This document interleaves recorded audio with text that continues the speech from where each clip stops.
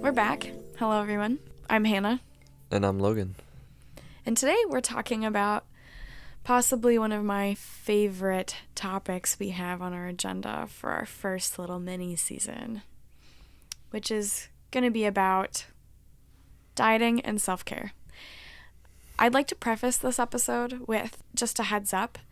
If you've ever struggled with an eating disorder or disordered eating, this episode may be triggering for you as we talk about diets and self-care in a very frank, open way. So listen with caution as we tread forward into what is sometimes sensitive territory for many of us. Yeah. I'd like to start with a few statements that we can discuss. I'm going to share them, and then I'd like to hear your thoughts. Okay. Binge eating is not self-care. Sugar is not self-care. Caffeine is not self-care. Food is a part of the larger self-care puzzle, but that does not mean always giving ourselves what we crave. On the other hand, successfully following a diet does not make you a better person than those who do not. Being thin does not make you morally superior to those who are not. Even being physically healthy will not make you happy unless it's part of a larger picture of a thriving human being. Eating responsibly is part of caring for yourself with kindness. Those are some pretty direct statements. I know that maybe... how do you feel about those things? When I read those statements, how do they make you feel? What do they connect back to for you in your own experience with clean eating and food and self-care or self-spoiling? I don't even know how to describe it. Yeah, I mean, I personally haven't ever really struggled with any sort of eating disorder, any sort of shame about eating or my body. I know there are a lot of people out there who have, and so it's not necessarily something that I can personally relate with. There's a lot of people's struggles that I'm sure they better understand than I do. So I don't want to pretend to understand what they've gone through. But at least for me, like, most of these statements seem to ring pretty true. Binge eating is not self-care. I guess seems pretty self-explanatory, at least in my perspective.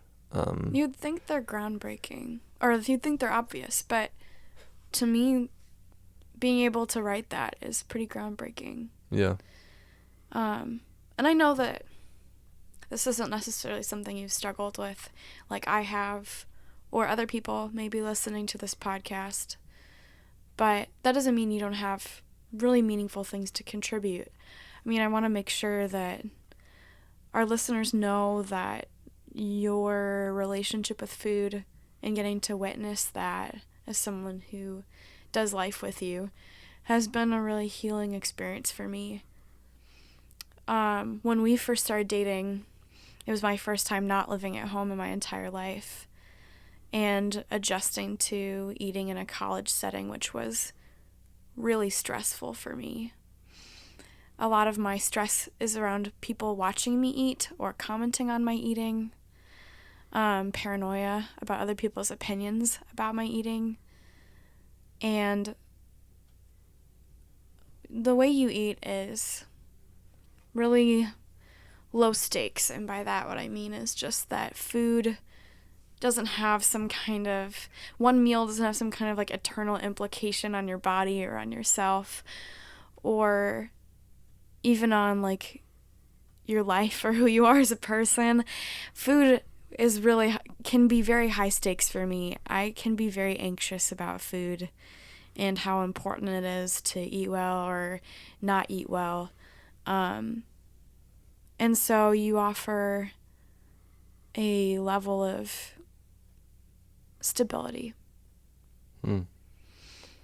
Yeah, I mean, like you said, food eating is pretty low stakes for me. I mean, I don't look to food for emotional stability. I don't look to it for like how good I'm gonna feel about a day. I mean, I eat food when I'm hungry. I sometimes eat food when I'm not hungry because I really like to eat. It's pretty enjoyable. When we met, my first couple years of college, I came from, as mentioned in a previous episode, lived on a small farm with a garden, so a lot of, fresh vegetables, fruits, meat, things like that.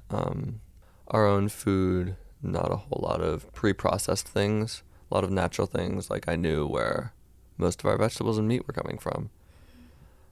So yeah, having that experience and then going to a college setting, to a cafeteria, I think my freshman year especially, I just pretty much just ate whatever I want. I remember eating a lot of pizza. I remember my drink of choice at every meal was half Mountain Dew, half pink lemonade. It's disgusting. It was pretty good. But yeah, I mean, but given that I didn't really like gain a freshman 15 or anything. If anything, I probably lost weight. But then after that, I think it was starting my sophomore year, I just decided sort of on a whim to stop drinking as much soda and pretty much just drink water with meals, which honestly wasn't that hard of a transition for me. And several months later, when I had a glass of soda again, I was like, this is honestly not that great. And so I think I'm sure that was a healthy decision for me to make. But I also noticed, like if I'm having pizza every day, my face is getting a lot more oily. So why don't I eat less pizza and eat more salad? So small things like that. I mean, I don't necessarily spend a lot of time trying to figure out what's the most healthy meal I can have every day, but I try to make a lot of small decisions like, hey, I can eat a salad today instead of having pizza or something super cheesy. And over time of making those small decisions, I can really notice my tastes and wants in food changing. So say after having Chick-fil-A sandwich or something, like I won't feel as great if I had like the Chick-fil-A salad. I've never gone on any sort of diet until this summer, and even this summer is not a super strict diet. We've been trying to eat paleo, but I haven't stopped with a lot of exceptions. With a lot of exceptions, I haven't stopped putting cream in my coffee. If we go out to eat, like I'll try to eat paleo, but if there's something I want that is still like decently healthy, I'll usually get it. That's another thing that really sticks out to me about your eating is how not obsessive you are. Yeah. About your eating habits. You talked about making day-to-day little decisions, but that you don't really think a lot about like, oh, how am I going to eat for my next meal? Oh, how can I eat the absolute healthiest meal possible? Right. And like that to me is healing, I think. Yeah, and I mean, it's just my personal experience.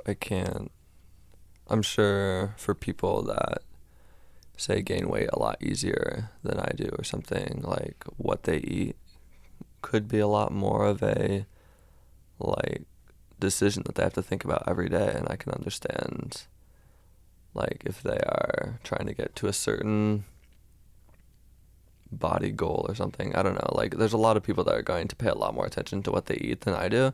I personally eat a lot of food, have a high metabolism, so I eat a lot but stay like pretty thin. But that's not the case for everyone. But I think the way that I look at food and eat food on a daily basis could still be something that other people follow, like Hannah's saying. Like it's really helped you. I don't want to shame people who, and I don't think you're doing this. Yeah. But I want to make sure to go out of our way not to shame people who binge eat.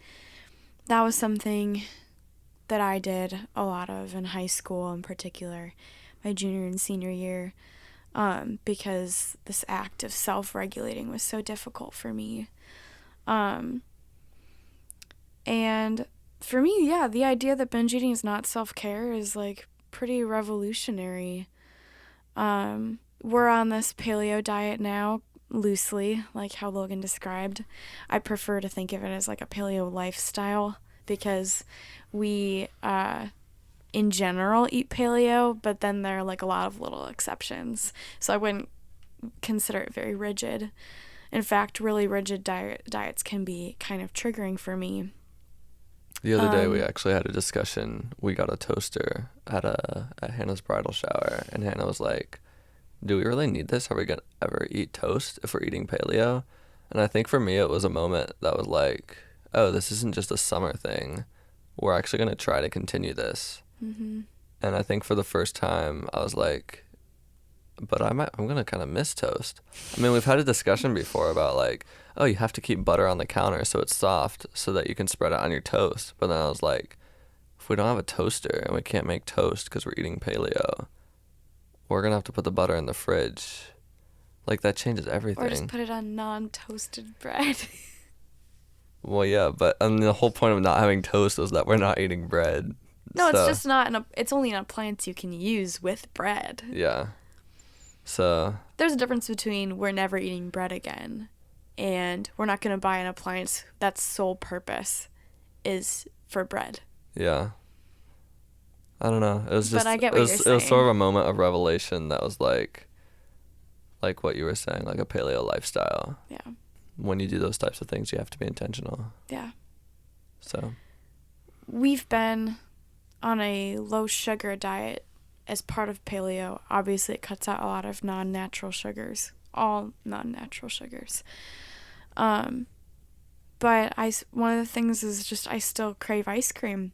It's been like a month or 2 months since we've like kept ice cream in our house, and I still crave it. And one of the things I was trying to explain to Logan was that the craving's not just like a physical sugar craving. It's also an emotional craving because I associate ice cream, like a tub of ice cream in our freezer, as a form of self-soothing. It's a way that I learned to establish internal emotional balance.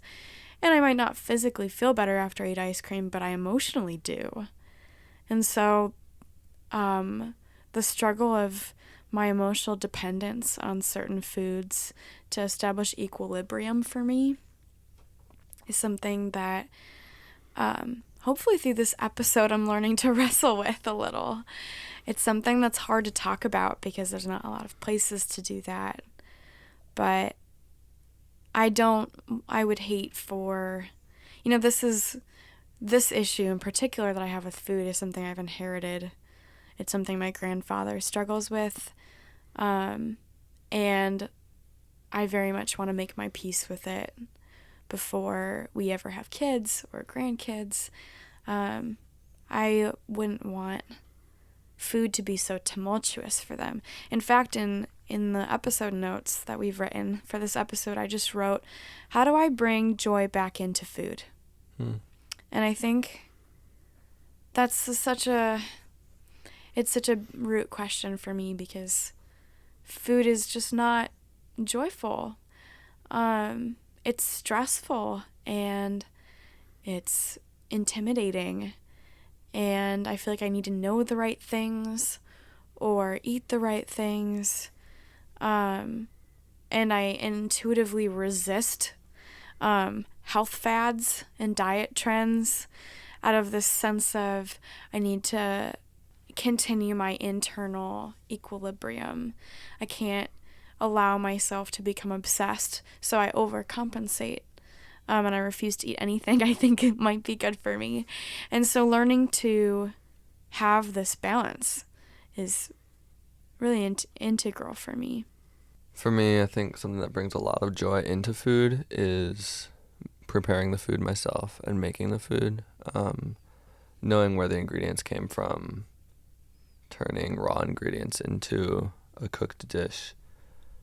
That brings a lot of joy to me. Also, there's no real distinction for me between like healthy foods and unhealthy foods. It's all just food. So I don't look at like healthy food and think, oh, that's healthy, so it's probably not going to taste good, or like I'm Mm-hmm. probably not going to want to eat that. Um, I look at kale the same way I look at, I don't know, a piece of toast.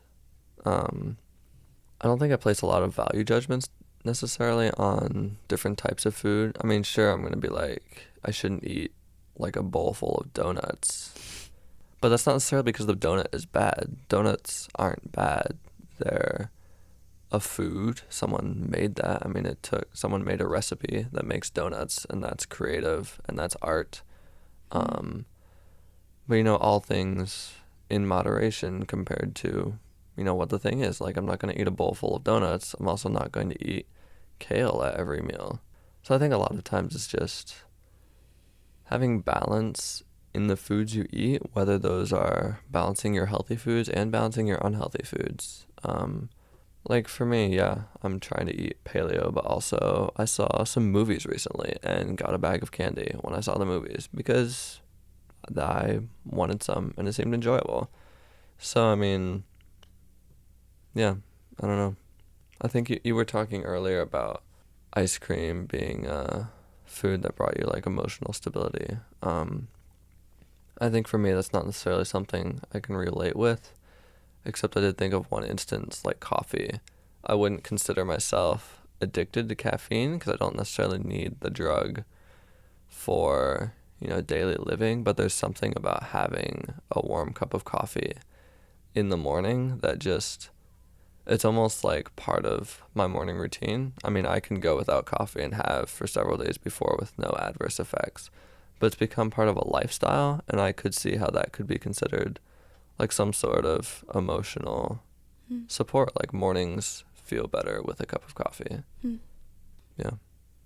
What you said about the movie theater and about that sounding enjoyable and the idea being like everything in moderation made me think of the previous episode where I quoted my friend saying sometimes the most physically healthy people are some of the most emotionally miserable people.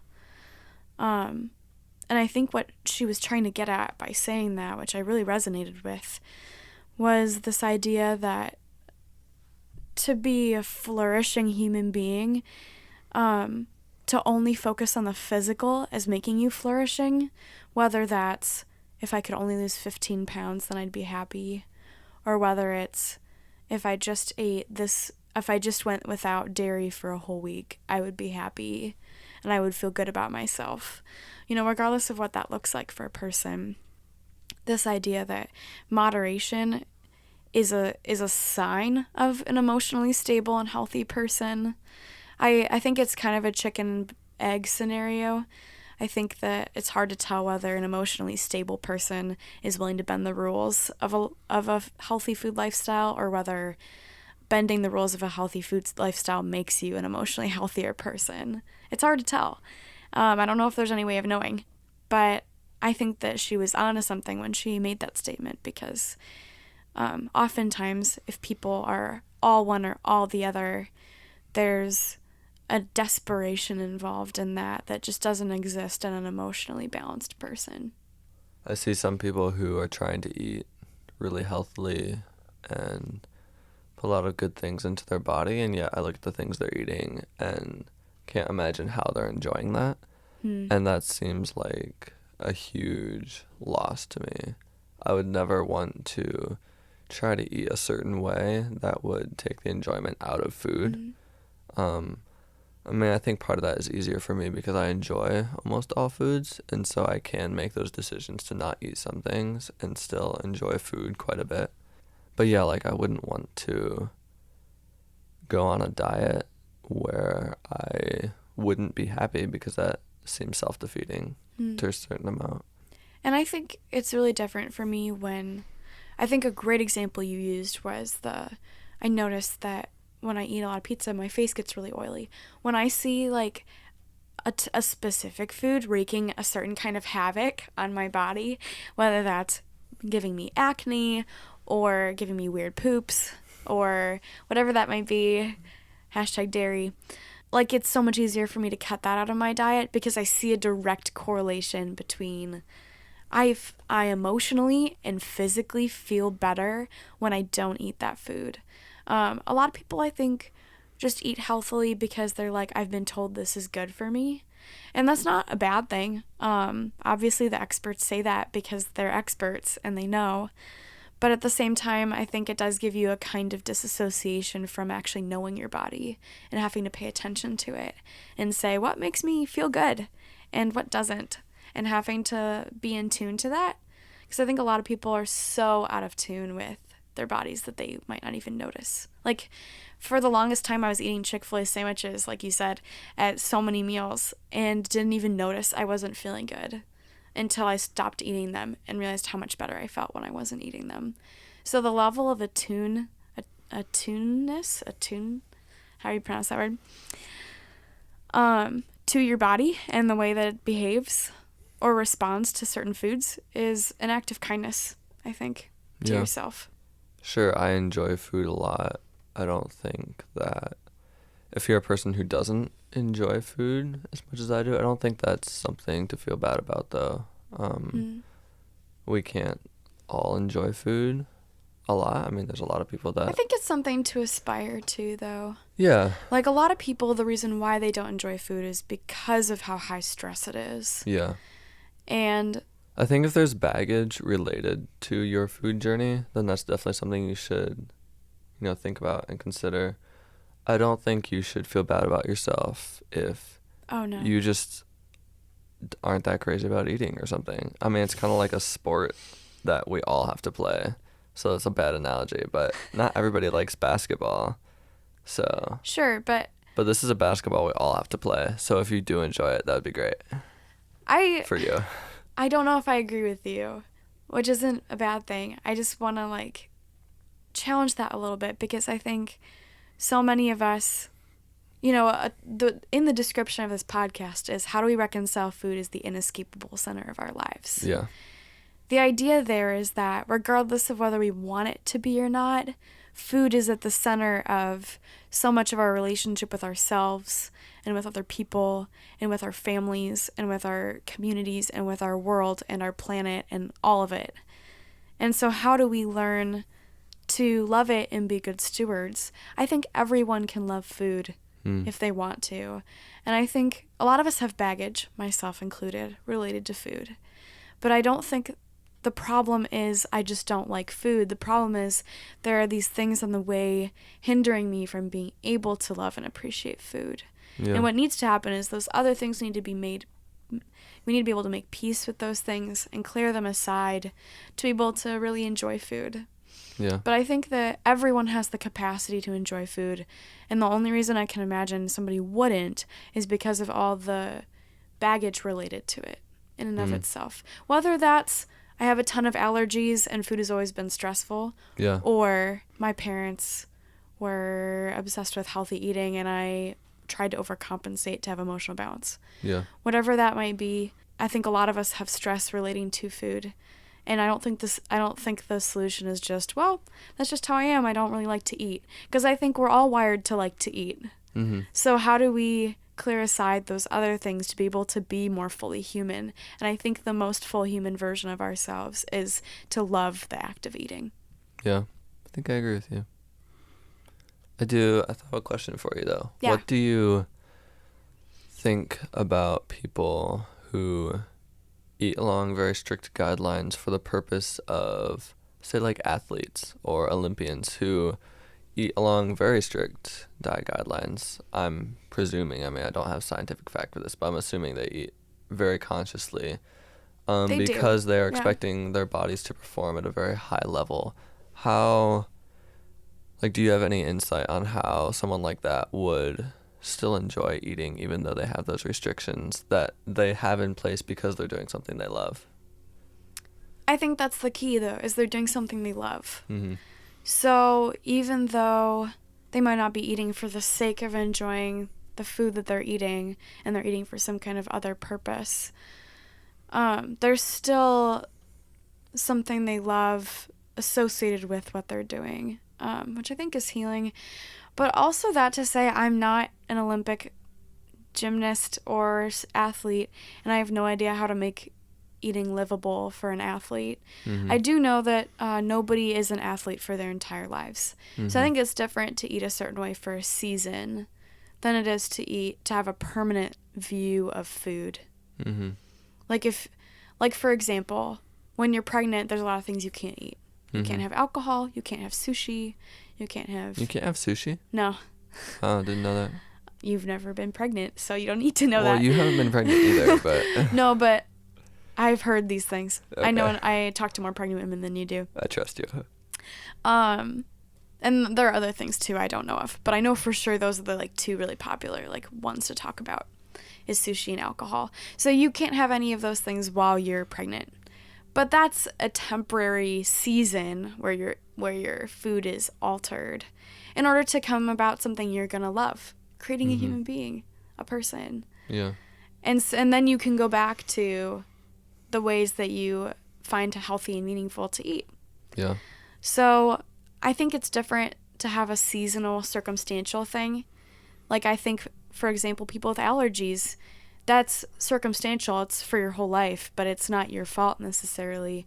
But you can learn to love and enjoy food and make your peace with it while also having food restrictions. I think one of the big takeaways here is whatever you're doing or however you're altering how you eat food to not have it be motivated by shame. Yes. But like if you have a goal to lose some weight and you want to eat a certain way to do that. Absolutely. Like I don't see a problem with that as long as it's not motivated by shame necessarily. Or fear. Yeah, fear or or fear. shame. I think if you're motivated by I love myself and I genuinely want to have a body I can thrive in and flourish in, and that looks like doing blank, then by all means, do it. And that doesn't mean you can't thrive and flourish in your current body. Yes. As well. I think it's yes. I think it's a concept here of a goal you have for yourself that isn't motivated by what you think other people's perceptions are. Sure. But what you personally want for good reason. Yeah. So. And that goes back to saying being thin will not make you morally superior. So I'm not big, but I'm also not like thin. I'm pretty solidly in the middle. And there are two things that have been really healing for me unexpectedly in my relationship with my body.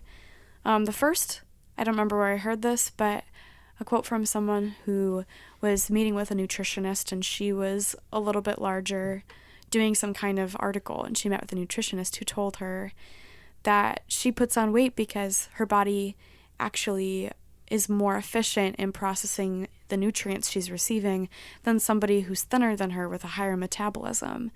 And when I read that, that made me feel just like a rush of appreciation and compassion for myself, because my body's actually doing like a good job, and that's why it grows or puts on weight, because it's actually doing a more efficient job of processing what it's given. It's not betraying me. It's not letting me down. It's not failing me. It's actually like going above and beyond to accomplish its goal. And so it helped me appreciate my body that much more.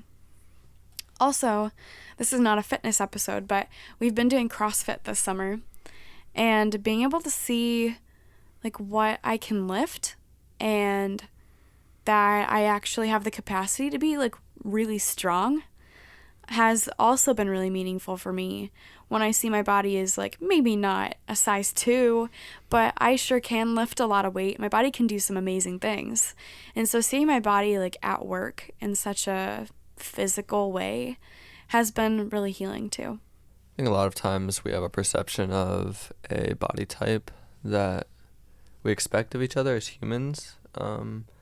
But I think it's practically impossible to have like an average body type or an expected body type of what's most healthy, because I think every individual is made unique and bodies are made unique, and different people are going to be good at different things. I am a better runner at Hannah, but oh my gosh, so much better. Hannah has the possibility to proportionally lift a lot more than I do because of how your body is made. There are some like exercises that I'm just naturally like better at than you are. Yeah. And then there are others where you're better at them than I am. Yeah. Because our body types are very different. Yeah. Before we wrap up, I have one more philosophy I wanted to share and hear your thoughts on. Hit me. I have this theory that, we talk a lot, obviously, that food and fruits and vegetables are better for you because of all the nutrients they contain, that sort of thing. But I'm going to be very Wendell-Berryan right now and suggest that perhaps another aspect of it is the fact that we are designed to be closer to the earth in its food making. The Karl Marx concept of proximity of labor. We've been separated from labor, quite literally. Where the food gets grown and farmed, we're far from it. I could buy bananas that were grown in Florida or Mexico and then eat them and have never seen the people who made them come into being. Some of that is great. I mean, if before the separation of labor, I would have never been able to have bananas in Chicago, but now I can. But I think, aspect of that's painful for us spiritually in ways we don't even cognitively think about is the fact that I think we're designed to be close to the making of that happen. I think that's why farmers markets give us so much joy, and being able to go to the store and pick out your food and go home. I think there's something sacred about that, why we love to have gardens so much. I mean, part of it is it's cheaper, but part of it is also that we get to see our food grown and eat it. And there's a study that's definitely been done, I don't have the numbers on it right now, that kids are more likely to eat fruits and vegetables if they were the ones who grew them. And so I think that's such a great testament to how wired we are to be connected to our food in a way that's not just stuffing it in our mouths and being done with it, but getting to see it come into being and have it be this kind of alive thing that we get to connect with. So I think that fruits and vegetables definitely have more nutrients, but they're also, I think, healing for us on an emotional, maybe even spiritual level. But what do you think? I think there's something to be said that the creation story places Adam and Eve in a garden in the beginning. Mm-hmm. And for hundreds of years, our ancestors either farmed or were nomads. We weren't created in cities with processed foods readily available. We were created in a way where we had to grow our own food, find our own food. And whether that was out of necessity or whether that's because we were made to be close to our food and to enjoy that process, I don't know, but I think there's a lot of value in that. I can definitely see that, that study that you mentioned, that kids who grow their own food will be more likely to eat it. That definitely makes a lot of sense as someone growing up, having gardens, having animals. You grew up with a close proximity to the food, like what I'm talking about. Yeah, there's something very satisfying about putting in the hard work to create something that you can consume, but know you are the reason that you're eating this right now. And I mean, even if that's getting things from a farmer's market and cooking it yourself, like, it's so much more of a creative act when you have a part in it rather than just like warming up something from the store. It's one of the many reasons I enjoy cooking and food is for that. But yeah, I would definitely agree with you. That feels like such a contemplative place to stop. Yeah. Like, I feel like I want to just like sit in a garden now and think about all the things I could be growing if I wasn't sitting in the garden instead of growing something. Yeah. I just had a picture of you doing that, and you look kind of like a Hindu goddess, but, What a great mental image. Thanks so much for listening. As always, you can find both of us on Instagram and Twitter. My username on both places is Hannah Schaaf. And mine is Logan J. Evans. You can also hashtag any posts or tweets towards us with hashtag Foodology Podcast, or email us with any questions, concerns, or recipes at foodologypodcast@outlook.com. We're grateful that you're listening along with us, and we are more than eager to hear your thoughts, questions, suggestions for any things that we talked about here. Hopefully this has been helpful to you or someone you know. It's been very healing for me. That's good. I'm glad. Until next time, I'm Hannah. I'm Logan. And this is Foodology Podcast.